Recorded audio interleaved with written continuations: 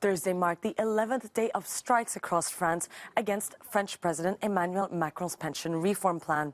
The protests come amid a deadlock in discussions between the unions and the government, and Macron supporters were quick to defend the French leader.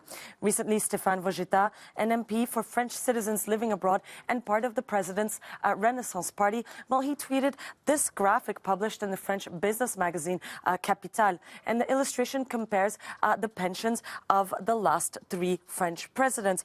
We have Emmanuel Macron, François Hollande and Nicolas Sarkozy.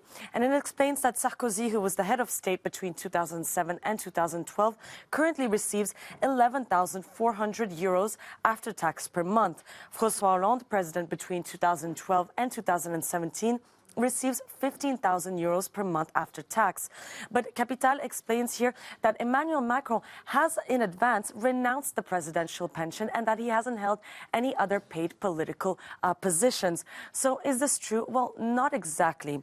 What's true is that in 2019, Macron wanted to reform the pension plan towards a points-based system. So his entourage told the French newspaper Le Parisien that the head of state will give up his very generous presidential retirement plan. Former French presidents receive approximately 5,200 euros per month for their pension. In addition to that, they're also guaranteed housing, their travel expenses are paid for, as well as their security and administrative teams. And there's also no minimum age requirement, as is the case of other French employees. As a reminder, Macron wants to raise the retirement age from 62 to 64, but that's not the full pension rate. Most French people receive the full rate at 67 years old.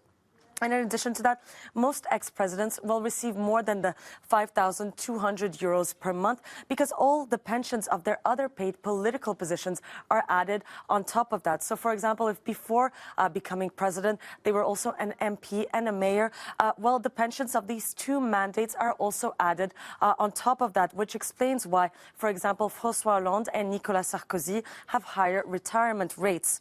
But the issue is that more than 3 years after Macron's promise of getting rid of the special presidential pension, well, nothing concrete has been done.